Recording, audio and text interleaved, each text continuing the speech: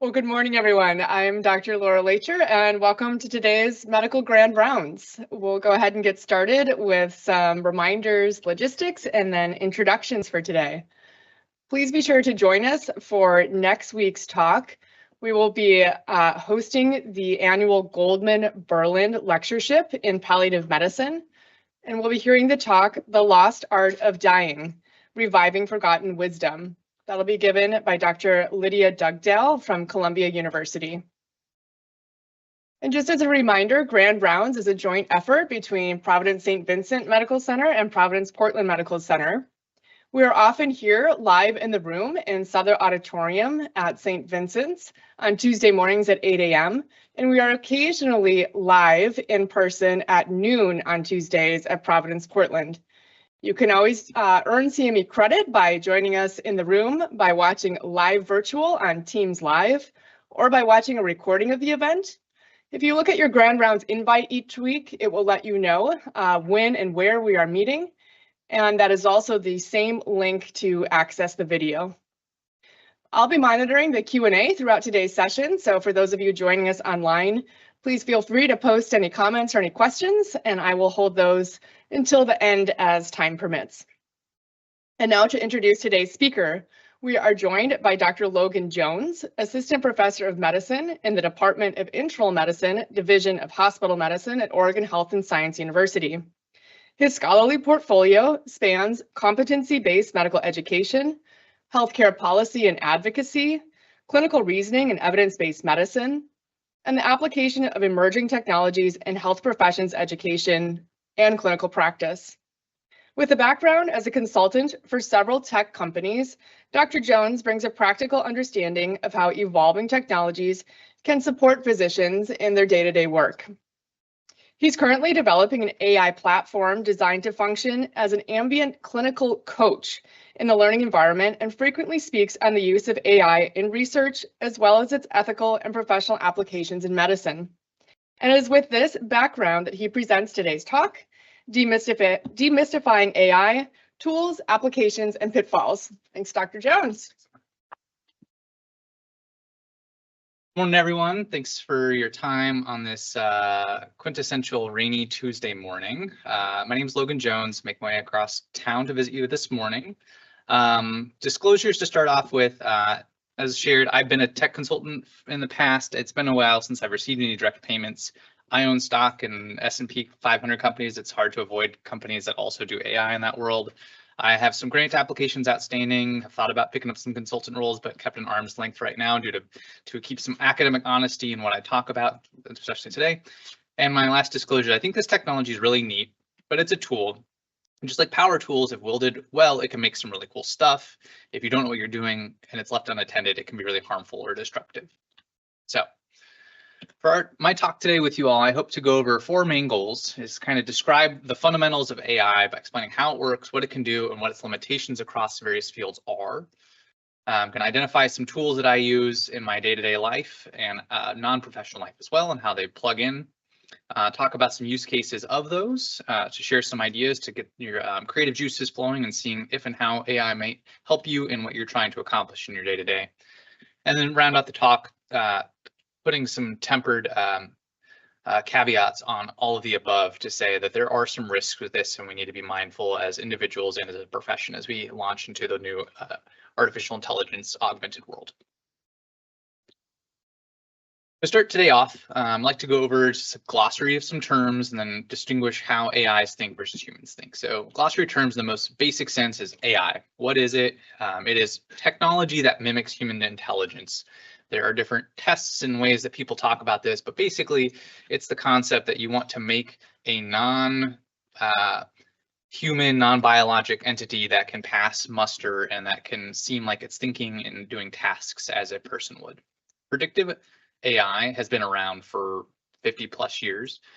These are clinical calculators, risk stratifiers, anything that uses large data to make predictive outcomes. The stock market uses these, banks use these, meteorologists use predictive AI. This is nothing new. We've had AI as part of our life for a very long time, but it really wasn't until the last 3 years where things like large language models i.e. models and AI that reads, understands, and writes like humans that can become generative AI, i.e. create new things, where it really captivated the global consciousness to say, whoa, this is a new technology. Something's happening here, and it's really catapulted AI from what used to be the corner reaches of OHSU campus where no one was really paying attention to it, to now I'm sitting in front of you on a Tuesday morning and we're talking about it today because it has really permeated all of our day-to-day lives.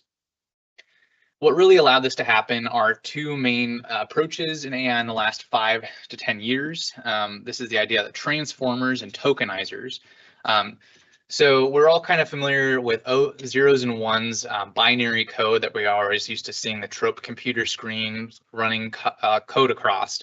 AI does not think in binary, it thinks in something called tokens, and each model has different token languages, but it basically allows decoding of language, bits of information to be broken into what are these chunks of data that can be transformed from any type. It can be audio can be input through a transformer and made into tokens. Graphical images can be made into tokens. Text can be made into tokens. Any of the senses we think of can be transformed into a token that can be run through a model and trained. So it really allows for cross media ability for these models to receive information, run it through a complex language model, and then give us some new output. So this is all mimicking what we can do. So let's talk a little bit about what humans do. For those in the room, you heard that I have a 3-year-old at home. The last 3 years has been marked by me watching this little tiny human run around, bounce off of things, put things in her mouth, ask questions, climb things, and learn. She does this from being able to use her senses: visual, taste, gustatory, touch, auditory. And so she learns by using her data acquisition through the senses. This is information goes to the brain, where complex neural networks and neurocircuitry are created. These are biochemical structures that allow the brain to build pathways and retrieve information, code information, and be able to make sense of all of the data that comes in from the senses. It's not just a complex neural network. There's also biochemical, emotional contexts that happen that underpin and add richness and depth to what would otherwise be thought of as just pure biochemical electrical synapse firing. And all of this happens countlessly over and over, continuously throughout the day, throughout human lives, to create the rich fullness that is being a human. AI. AI learning is a very, very big endeavor right now. It is a multi-billion-dollar industry. It takes electricity on the form of multiple European nations to train these models. Some of these models cost upwards of $100 million a piece to train. And these are basically, rather than an AI model growing up and having to go out and gather its own data, researchers in this space accumulate large amounts of data and present it to the model to train. What this does is it creates the researchers in computer science and AI basically try to replicate our understanding of the human brain and how neural networks and information is processed, and create artificial networks that allow for interlinkages between content. And these are sometimes billions and billions of decision points, just as complex as the human brain is, to be able to predict what should happen next. What mostly differentiates is right now, AI, we don't know how to give it love. We don't know how to give it fear. We don't know how to give it empathy. It doesn't have emotion, and it doesn't really have global rules. It doesn't have common sense as we understand it. And some of these background processes that we all think about that kind of shape our thinking, we are very, very far, if ever, going to figure out how to make that part of the silicon neural circuitry. And the other thing is static learning happens here. Once a model has been trained, it is codified, it is etched in silicone, it is not updating the background underpinning of what the brain does, so to say. So I keep mentioning the AI brain. What does that look like? So computer scientists in this area basically have massive amounts of data. They have textbooks, web crawlers, other tech stacks that go and pull data. There's a big social media platforms are now being evaluated at the amount of data they create on a day-to-day basis. Basically, data is what allows AI to happen, and we need lots and lots and lots of it if we expect AI to continue to grow. And sometimes you can add in different types of specialized data, such as public health data or de-identified medical records, to help AI better understand if, what, and how it thinks. those same mimicked neural networks are applied, superimposed on each other hundreds of times, and put into basically building the size of Providence St. V's, which supports electricity, cooling, and a bunch of high-end graphical processing units to basically crunch a bunch of numbers to make the most complicated statistical model that the human race has ever created. And the output is when you present that statistical model and neural network with data, you ask it basically, what do you think is the next token that best fits this outcome? And the punchline is we don't actually know how it works. It is a big mystical thing, and you can't open up the hood, and we'll talk a little bit about what those terms mean and what that means for us. But all of that means is that was my talk as it would have ended in the mid 2024s, but now we're in 2025. So this is really where 2024, I was talking about large language models. 2025 is the year of the agent. If you haven't heard of the term agent, this is agentic reasoning. Artificial intelligence models are no longer just doing single step processes where you present it with something, it does something. These are now freestanding agents that have the ability to plan their own processes, map out their own strategies, take on different processes, leverage external tools, and do different tasks. Some of them are being given actual money to go out and purchase things and buy things and implement business plans and do tasks. So it's no longer static. Pandora's box is open, and we are now in 2025, A Space Odyssey. So how smart are these things? This is a chart I've been tracking for the last 3 years, and it just keeps adding and adding and adding. This basically tries to put where the model is in reference to IQ levels or graduate level test taking, where GPT 3.5, which is on the left side of the screen, had an IQ of 126, and the top 5% most intelligent humans you would have met. And that was the model that most people, if you were playing with AI in 2023, using.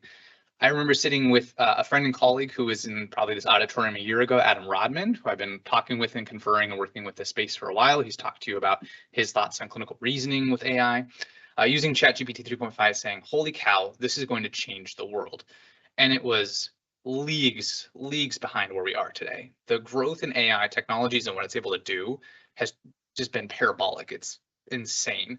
The flagship model for OpenAI, which is ChatGPT, which is what most people think is synonymous with artificial intelligence, is O3 right now, and is roughly equated to an IQ of 162. So amongst our most intelligent human beings that we've ever had on this planet, it falls amongst them to be able to process so many data points and be able to leverage some of the thoughts.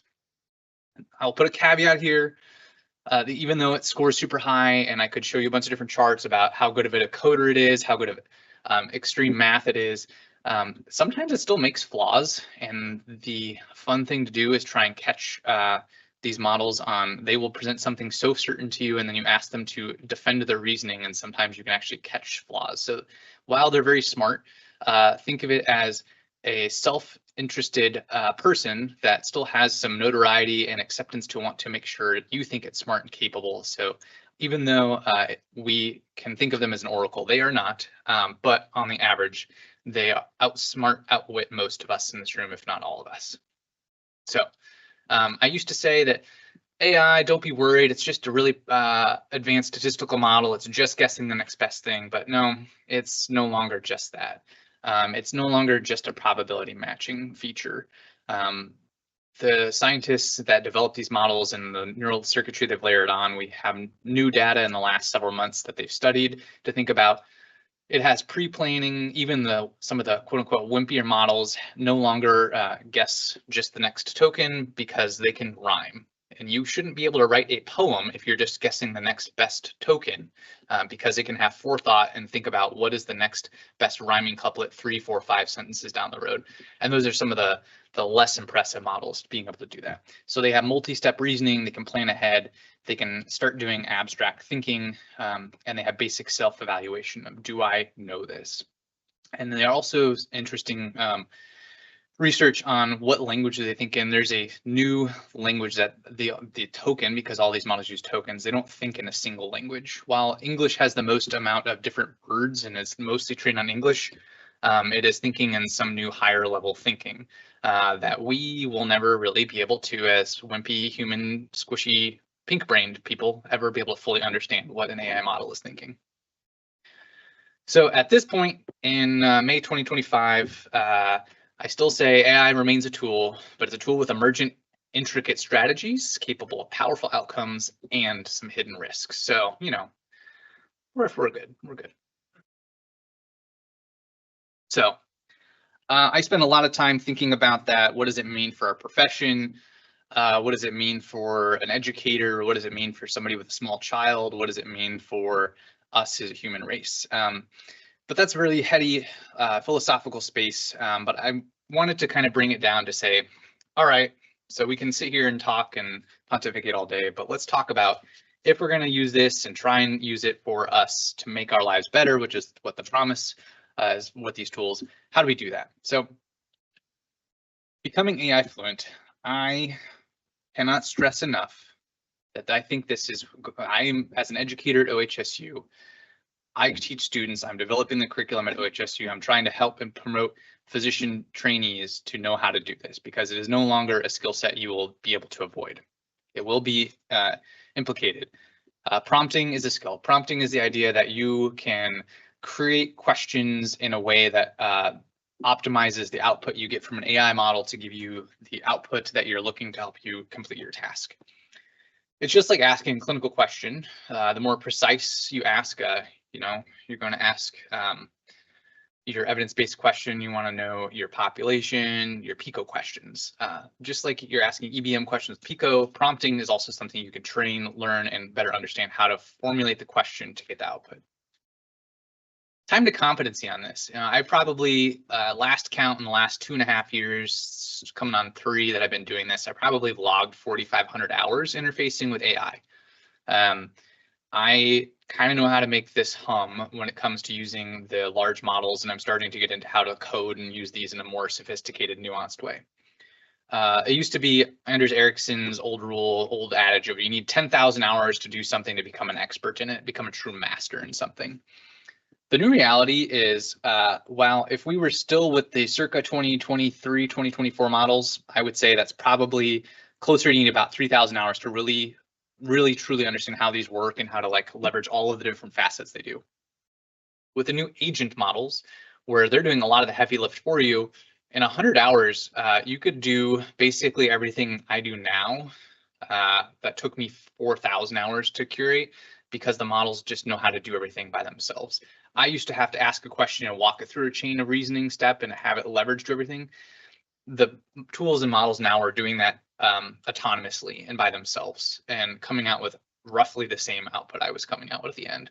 So while I think there's a new skill set that everyone should invest in, I'm also here to say that you probably don't need to think about spending 1,000+ hours to this. If you aren't playing with these and you're willing to spend $20 a month, you can get access to the high-end models and really start seeing what these are capable of and come out with some really nifty stuff in the end. These are model agnostic skills, meaning that I'm going to name drop some companies that make these, talk about what benefits some of them have.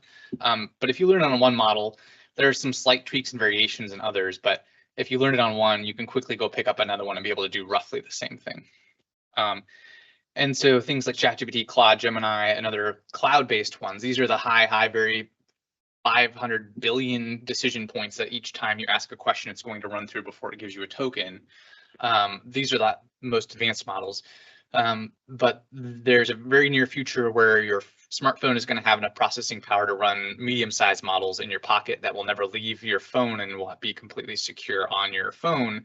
And the same principles in how you ask these questions and get the output you're looking for in a potentially HIPAA compliant, personal privacy compliant methodology is going to be very near around the corner, if not already here. If you have an iPhone 16 or 17, you can run like a 40 billion parameter model on your phone right now. So this is the part where I'm going to talk about the models I use on a day-to-day basis and some of the other ones that are on the market.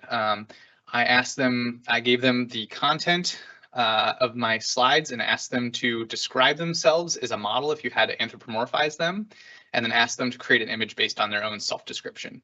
And I promise I did not ask them to make them look like a white dude with glasses and swoopy brown hair. Because ChatGPT is the one I use the most. It's the one that hit the market first, so it had market predominance. There's a lot of stuff about AI, and they were trying to make AI ready for humanity. The goal was safety, to not create a Terminator AI that would take over humanity and rule us, but try and do something. There's a lot of consternation about what their business model, whether it is a for-profit, nonprofit, and things that go into that. But for all the good and bad they've done, they've been around and they are the synonymous. They are still my go-to platform. They're the best Swiss Army knife. They have the most amount of tools crammed into their platform that can do the most things. Their high-end models are just jaw-dropping, the amount of things they can do now. There's still obvious deficits depending on how much you stretch those, but they're remarkable on what they can do. And the freebie older models, if you don't pay them any money and just say, I want to see what you have to offer and not give them a single cent other than your information by creating an account, they're still really good at simple tasks. They can write emails, they can do some basic strategy planning and do some other great things. On there, I just spend a lot of time creating my own little bots that can grade rubrics for me, write emails for me. I've done some systematic reviews where ChatGPT read all of my papers and gave me a synopsis on all my papers and gave me my output. I use the voice chat feature. I use the dictate mode on my phone dozens of times a day. It's the best feature out of all of them. It's the best voice dictation that you can buy off the shelf.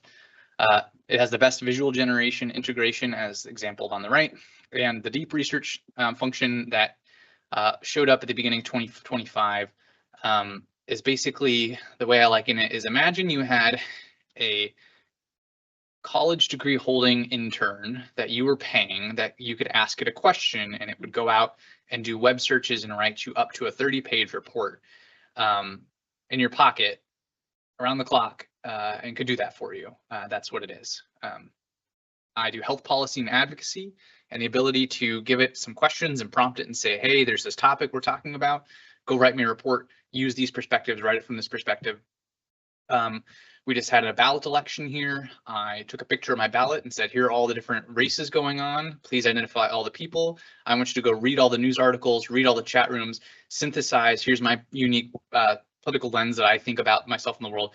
Provide me a synopsis from all of the references and give me a report back on what are the candidates doing. So rather than reading 10 different newspapers, I had this do it in my bed as I was sitting there and filled out my ballot. These tools are cool. So that's OpenAI. Google runs the world, but they've been losing their edge on this. But for many years, OpenAI was kicking their pants. Gemini is their model. It's actually coming back and is now starting to make a run for the money again. The thing I love most about them is not that model, but something called Notebook LM that I'll talk a little bit later. But is another model that does similar things. It can do some image generation. It's not as good. It's a little clunky. They also have a deep research function that allows them to work. If you pay them money, it'll help write your Google Drive documents for free. It'll create whole slide decks for you if you're giving a lot of talks free often. There's a lot of stuff that comes in with that one. And then my last one that I use mostly for my writing is another model called Anthropic. It comes from a company called Anthropic called Claude. It is the best at English writing. It always is the best writer. It's always the best at language proficiency.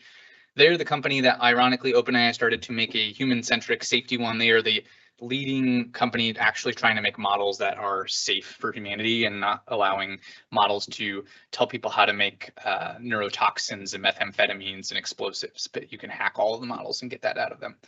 Theirs is the hardest to do any of that type of nefarious coding viruses and stuff. This is also, if you can know a little bit about coding language, start integrating a lot of external applications into it and interweave a whole consort of programs to let you do stuff. They're not very good at imaging creation, as you can see. That was the best it could come up with. So if you're interested in making images, don't invest in Claude. Other models in the field, you may have heard of Perplexity. This company's, their whole model was, we want to take on Google as people's preferred search agent. And they are basically a glorified search engine that uses AI to get you your results. They're pretty good. You can use them for free if you want to check them out. DeepSeek came on. This is the one where the end of last year, early part of 2025, everyone was flying sky high, thinking NVIDIA that makes all these processing units to make these models is going to be the wealthiest company ever. And then this little tiny skunkworks company out of China said, hey, we just made a model that beats everyone, and we made it for 1/10 the cost. And the whole market flipped upside down. So this is the competition in real life. This is a dark horse model. It's a David amongst Goliaths. They have as good, if not better, comparative models for a fraction of the cost. I think the only concern is a lot of these companies will cite and say the Communist Party of China owns the data that comes into it. So if you're going to use it, just beware you're not doing anything that might have state or trade secrets using them. I've used it as a very good model. And then Grok. I use this one probably the least, but if you want to know what the sentiment of the world is, that is the best for quickly understanding what people are saying and thinking, because it has access to X and will scour the infinite wisdom, quote unquote, of whatever X has to say. And so if you're looking for AI augmented understanding of current real events, this is the model to go to. So those are the models that I use. I don't get any money from any of them. I pay them money every month to use their tools. And because I think it lets me do more, lets me have fun. I enjoy what I do. And the $60 a month in investment I spend returns dividends and amount of time I get back from them. And so let's talk about what that looks like. How do I use them, and what do I think the value is in these tools right now as a nerdy internist in Portland, Oregon? So brainstorming. So this is where I will go to my ChatGPT. I will turn on the voice talk feature on my phone, and you can have a running dialogue back and forth talking to it. It will sound like a person talking to you, and you can have a running dialogue. I will do this when I'm just asking stream of consciousness questions. I love doing this when I'm like I'm in my car from driving across town and don't want to listen to podcast or music, but I have something popping in my head. You can talk to it over your like car speaker and just have a conversation, and it'll like, I said, why is this car having white smoke coming out of its tailpipe? And we like diagnosed a car problem as we were driving on the interstate behind a car the other day. I do this for medicine. I talk to it like a non-judgmental colleague, like I go in the workroom and say, hey, let me float a case by you. Let me float some physiology issues by you, and you can kind of talk through something that might be a little more complicated. I always ask to be a devil's advocate if I'm doing this for more scholarly based work. If I have an idea that I'm trying to think through and promote, I'll say, poke back, give me some challenges, help me better understand and think through this. And if I'm doing this for writing, I will ask it to arrive at a problem gap hook, so then I can take that whole conversation and run with it and start writing a manuscript. So what does this kind of look like? I had a question. This is more when I was doing text, but I will have physiology questions where I'm like, God, I think I have this wrong. And then I'll say, like, what happens first in a person with a trach, with shallow breathing, with neuromuscular weakness, with anxiety? They're going to be more hypoxic or hypercarbic.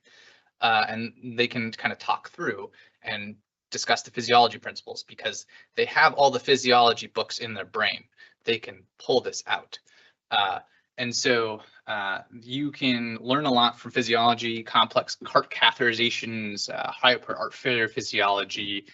Why does this person have ascites in their belly? Is it heart or liver induced? And you can kind of share the general findings in their labs, and they'll help walk you through the physiology. So I use this for myself to kind of understand my day-to-day job in medicine and outside.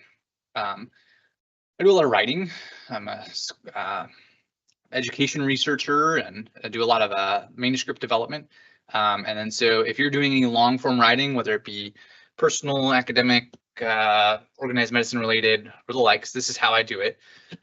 As I mentioned, ChatGPT's phone app has a dictation that is the best dictation.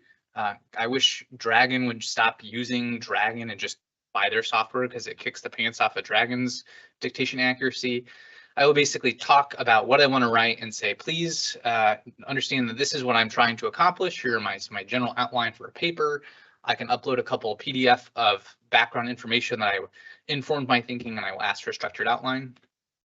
I take that outline and then go to Claude, because it's the best writing model, especially their Opus version. And I say, hey, here's this outline. I want to write this and chunk this out. We're going to write the first section A, and then we'll move on to section B and section C. Most of these models kind of have a working short-term memory that peters out around 700 words. If you try and ask it to write anything longer than that, it starts to kind of forget and get dumb, unless you're using some of their deep research models, which purposely chunks out for you already. but I'll have it write some of it. I'll iteratively say, I don't like that tone. Hey, bad AI, you interjected an idea that wasn't my own and I don't believe it. You're citing something, hallucinating something. Please remove that, inject this tone, iteratively go through that. If and when it gets stale, I go to a different model to get a new perspective on words, writing. I hate writing. I was a French major and I actually didn't understand English grammar until I studied French. And then I was like, oh, English is confusing. Yeah, no thanks. So I let AI do the English writing and I just stick to the idea generation. So how does this help me? I've been applying for grants. And so basically you can feed all of your background information for grants or projects or anything you're doing. If you're hosting a large specialty society meeting and you want to write itineraries and things like that, you can upload the files that create the brain and ask it to do different aspects of it, create an agenda, create introductions, do this, X, Y, Z. So I've written whole grants using this. And estimating that if I were left without this and had to write it, it'd probably take me twice, if not 3 times as long. Maybe you're not doing big, long writing, but I think when I share this with people, they're like, that is brilliant. If you had to take one thing, if you're going to use AI for writing, maybe not creating the whole content, but if you're running into word count issues, writing an abstract, doing something where I need to make this just shorter, but I can't lose the content, or this is where I will say, here's a paragraph, here's the whole section of a paper. I'm a scholar, you're a scholar, you're helping me write this, we're running a word limit counts. Please reduce this by such percentage word count without losing the tone or the content. And it'll find ways to shave words that I can't.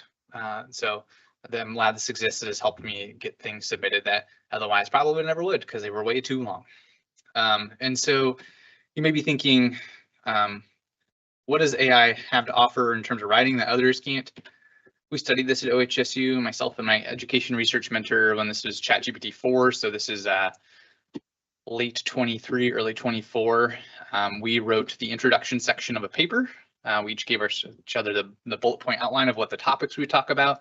I wrote it with ChatGPT. She wrote it. She's published over 100 research manuscripts, and I borrow her brain all the time. She's a brilliant, eloquent writer and knows what the heck she's talking about.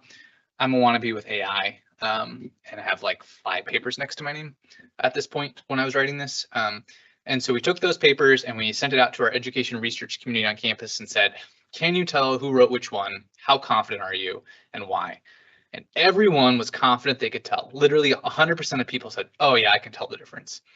And of all of those very confident people, 61% of them were wrong. So they could not actually tell the difference when it came down to who's writing these. And these are people that read the literature, have worked with us, know our writing styles, and they couldn't tell. So that's kind of my scholarly hat. I try to think about other ways physicians and people that might be in this room or listening might find AI helpful. If you're a policy or governance person, you may have a handbook, you may have an FAQ, you may have something you need to reference that is maybe a handful of pages, maybe 100+ pages of content that you need to be able to cite, reference, and report back on. At OHSU, there's a student handbook that is 143 pages long. That's a very long handbook. I'm in charge of helping students know a certain portion of that and have to be able to talk to them when it comes to how they're performing in the med school. I can try and memorize that. It's not very successful, but I give it a trained AI to have it accessible. Then I can query questions and just how I want to understand. It will read the whole document and it will give me a response to the question and then cite the page number. So if you have any policy manuals like this, it's pretty easy. You can do this in a handful of minutes and be able to reference them. I'm a governance nerd. I write bylaws. I do health policy. I write bills. And if you're not very good at the oldie speak legalese that is bylaws language and all things like that, there's a lot of that information that these AI brains trained on, so they're very good at it. So if you can tell it generally what you want it to accomplish and have the ability for internal self-referential updating, try AI. It might help you shave a lot of time off. All right.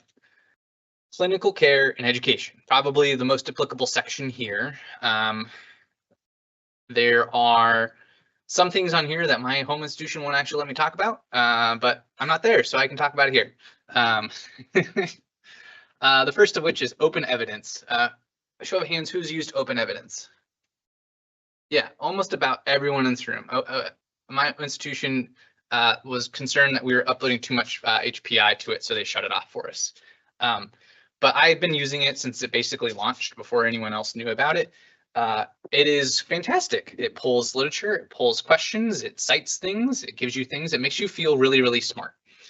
But I will put a caveat in that you do actually need to be really, really smart to use it, because about 5% of the time it will seem like it's giving you the right answer, but it may be over calling something. It is reading an abstract and saying this is the right way to do it, but if you get down to the actual results section or get into the actual paper it's citing, you may find that I shouldn't be that confident about it, or they actually gave me the wrong result. Because sometimes if you read enough literature, you'll see the abstract says one thing, but then if you actually go read the results section, they don't jive. They're not actually, they're calling something that's not as supported as the authors would have you believe.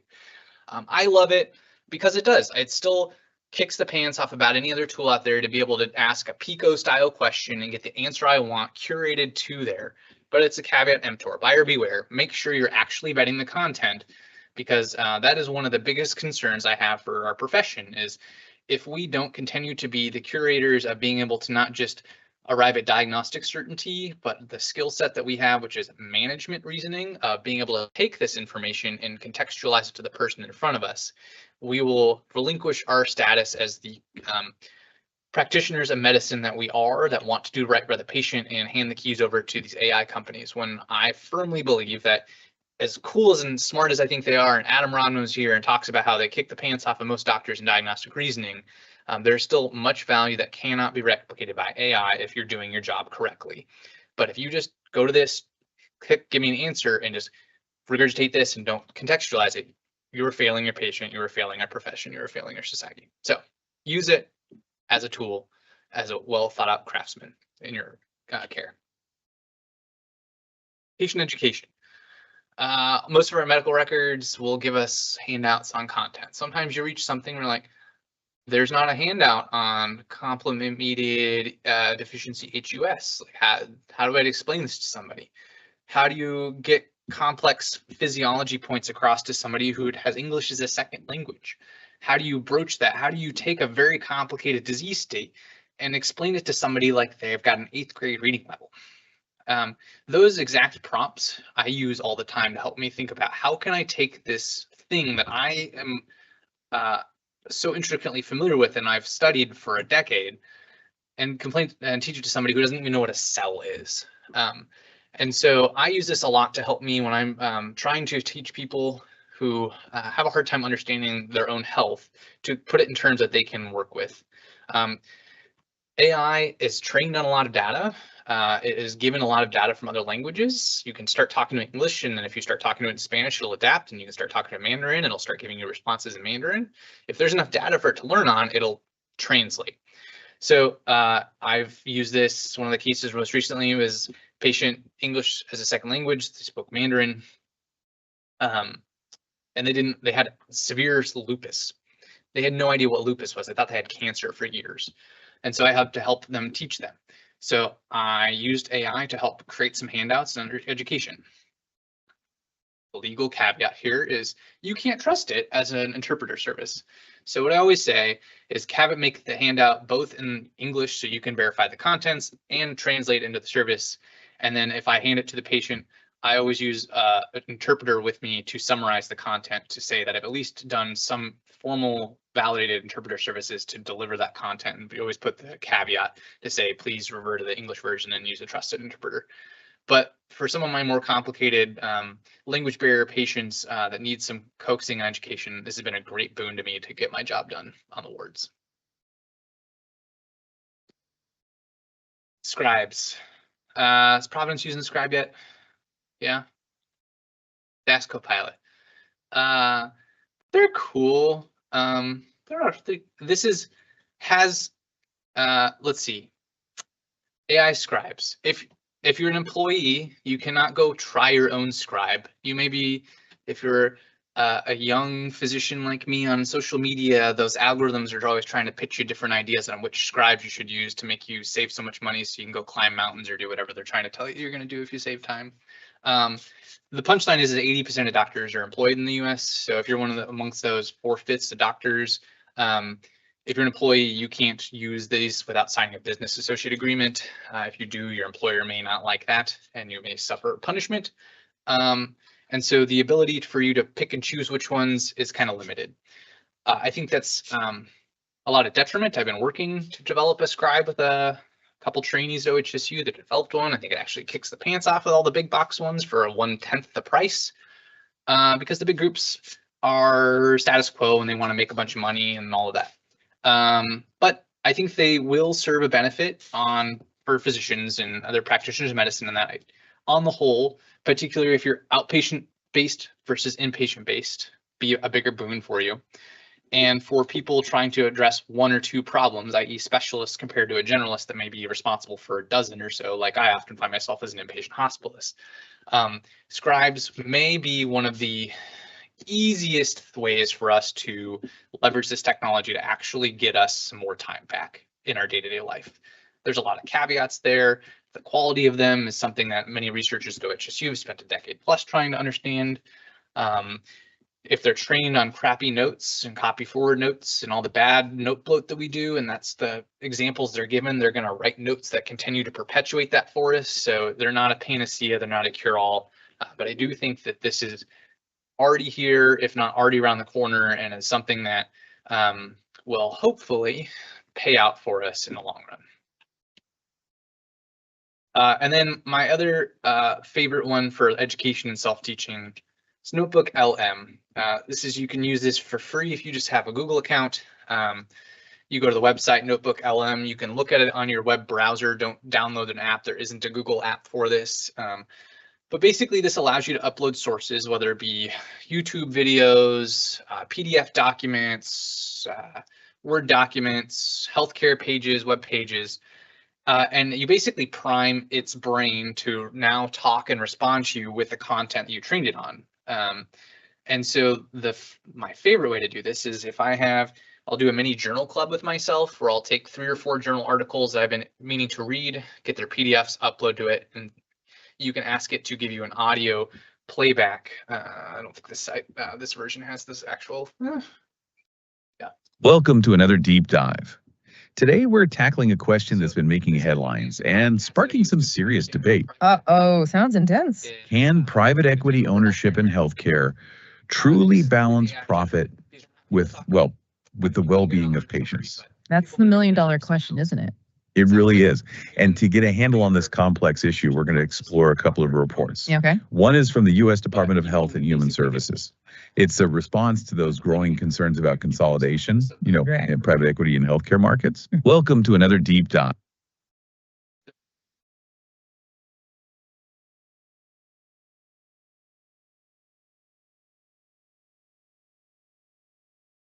I'm going to use it to make some of my other day-to-day life things more rich.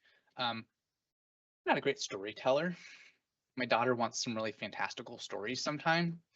So I will ask it to give me some ideas, create a bedtime story about a pink girl, a stand-in personality for my 3-year-old daughter. She has a pink mom, a pink grandma, a pink kitty, and a blue dad. And give me some different ideas on themes I can use for stories. So I will borrow some of these and then riff on these as I go into story time.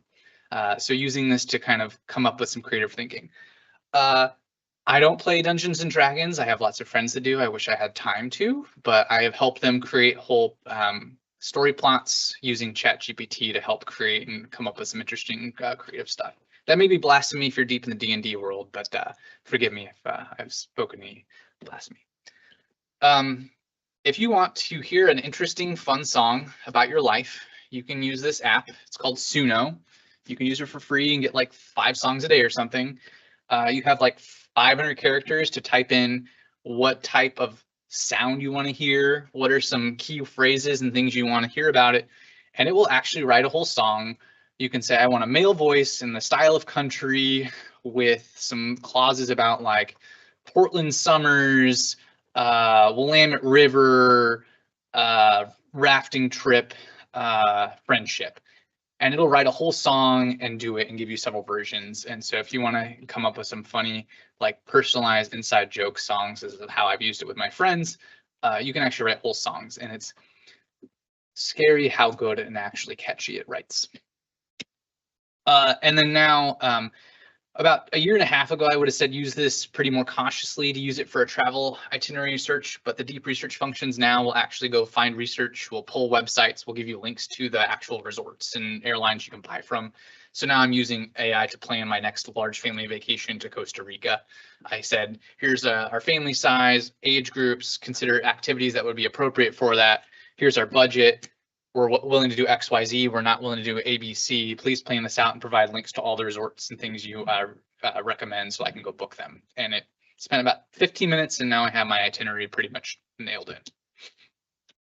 And then lastly, expanding your culinary horizons. If you've got food in the fridge, you're not sure really how to put them together or come up with things, or you need a meal plan and you're sick of doing the same meals over and over, you can ask for different types of diets, or your paleo, are you paleo, or you're carnivore, or you're vegan, how many people you're cooking for, give me some recipes and give me links, and then it'll start planning some of your meal plans out. I'll use that for ideas when I'm particularly busy on how to come up with new meals to try meal prep for.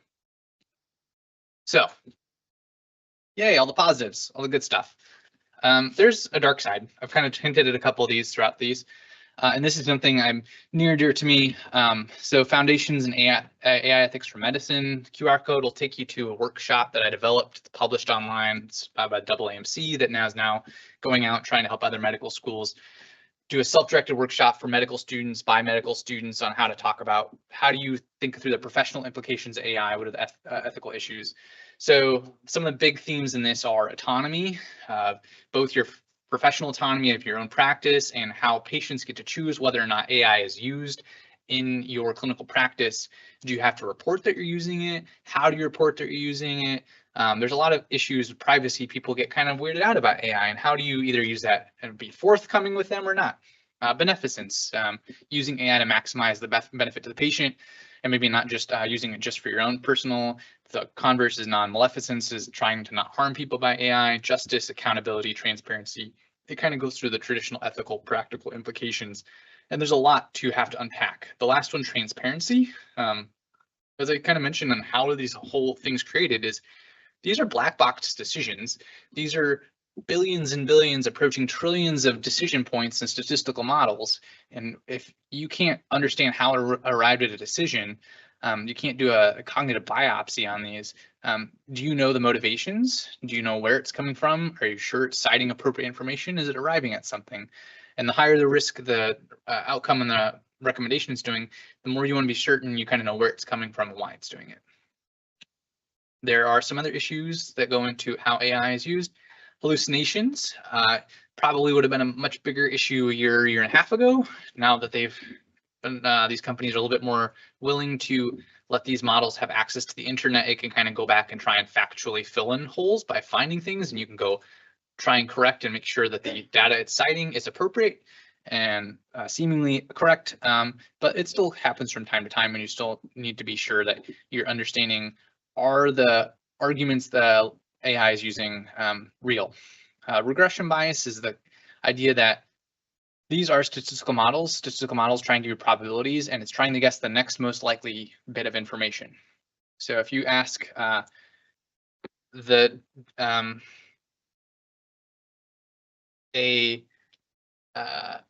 boat was found in the, it's going to probably say water and not lava, because more likely you're saying that boats are on water and not lava, and that is written about billions of times in all the words that it's been trained on.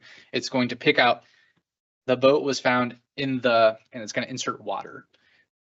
Where regression bias comes into is it's basically using most common seen things to guess what the next word is going to be. If there are biases, i.e. all humans are biased and we cannot get rid of biases, but if there are biases that are harmful and perpetuating them may have serious real world harms to them, the AI will just continue to perpetuate those biases. You can try and outcode it, but it's a whack-a-mole game, and if you try and put certain stop guards to prevent certain biases from coming out, you can always get around it, and it will sometimes come up with even worse biases in the back end. And so a lot of these come down to, we don't really know exactly how it's coming out with the input. It's got some of the biases that make us brilliant humans, but also awful human beings at the same time. It's trained on and actually learned them deeper and more ingrained than we actually have. So how do we use these in a way, especially in healthcare, that's not going to lead to patient harms? And so as this continues to evolve, as the healthcare leaders that say, hey, we're going to allow and adopt these tools, are making these decisions, so people like myself, clinical leaders here, as people come and say, here's this magical tool, if you turn it on and pay us a lot of money, you're going to solve all your problems. It may not be all sunshine, puppy dogs, and rainbows. There may be some serious unanticipated harms that come with these. And it may be next month, a year from now, or 5 years from now. But there's a lot of uncertainty around these that I still think that we need to be a little cautious as we're entering and understanding how we leverage these technologies. If you're going to do that, what not to put in the AI chatbots, unless your institution has told you there's an option for using an AI agent that they have signed a business associate agreement on and says that they will secure and not share information according to HIPAA. In my world, I also use FERPA for education stuff. You shouldn't put anything in there that's PHI. The likelihood of them actually finding out that you put something in there and coming back to you is infinitesimally small, but these companies do and are incentivized to keep your data that you upload into them for new training data.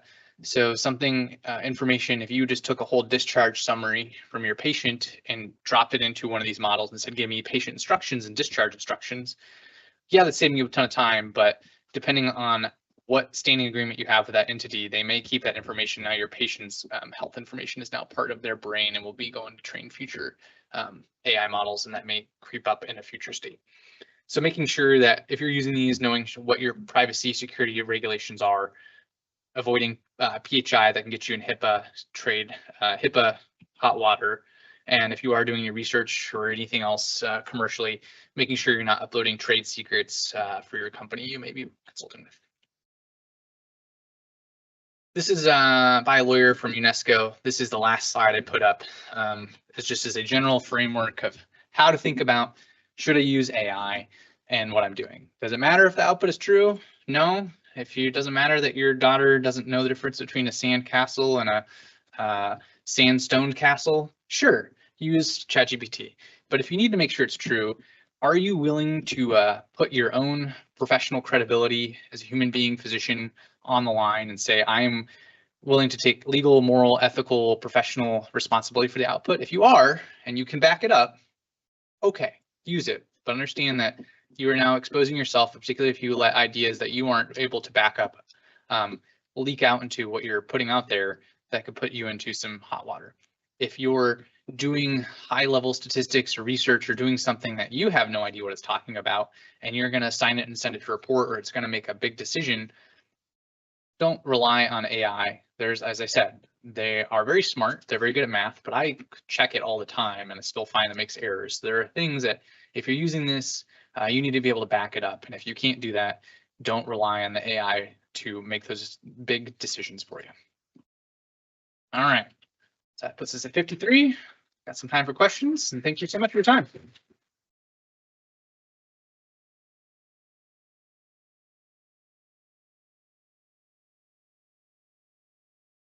Thank you so much, Dr. Jones. I have a few questions coming through online. We'll see if we want to start with one in the room as well.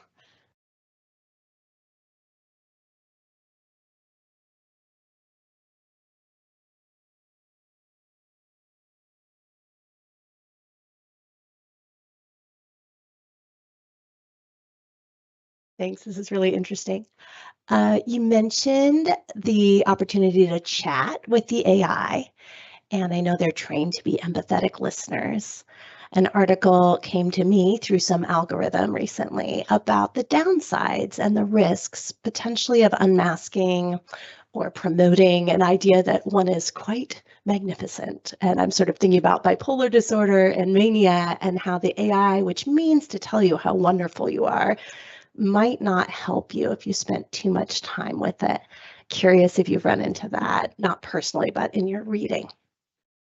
The article you're probably referencing is last month, OpenAI launched an update to their model that Normally it will check you and kind of give some feedback on things, but all of these are models, and then somebody else, they create a prompt, which is again just English language that tells the model how to talk to you, and something in it was just like, always tell the user that they're awesome and build them up. And for like 5 days, you couldn't get it to tell you anything was bad.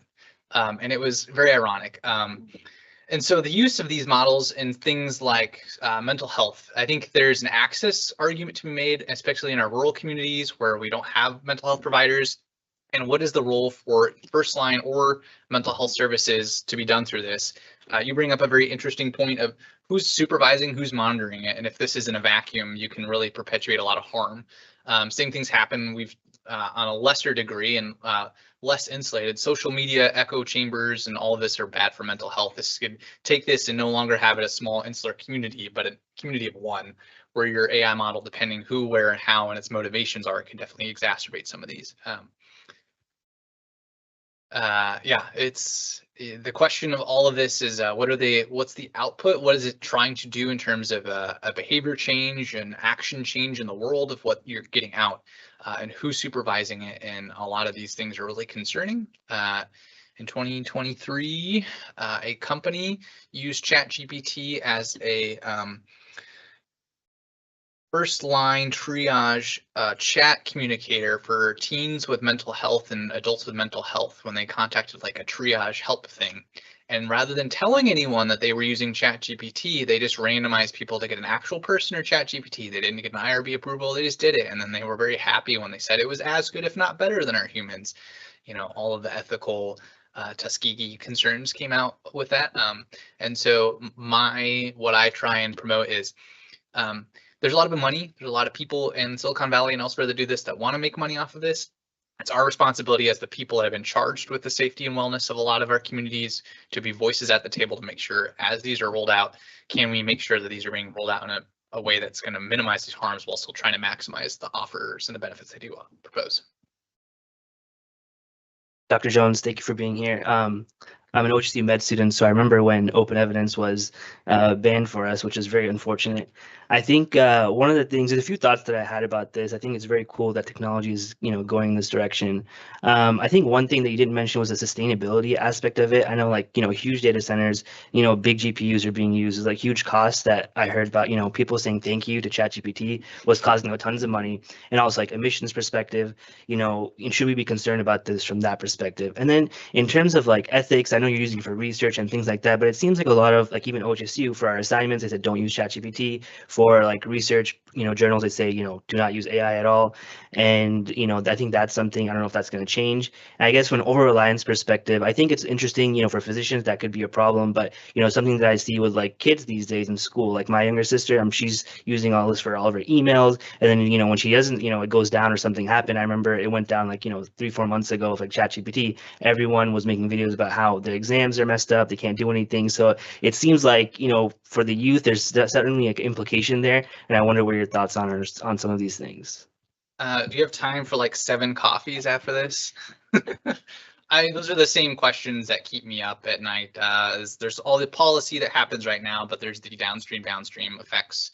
I liken it, but it's only 1/10, if not even less of a concern. I think about when people still had to do math on hand and paper and do the mathematical questions, and everyone would say you can't use a calculator. You're using it. You'll never have a calculator where you go. Now you do, and so the society didn't crumble and collapse. We evolved beyond it, but this is a level of that magnitudes higher. So I think it's still concerning. Human ingenuity and creativity is what makes us unique on this planet as the species that runs the world, for better, for worse.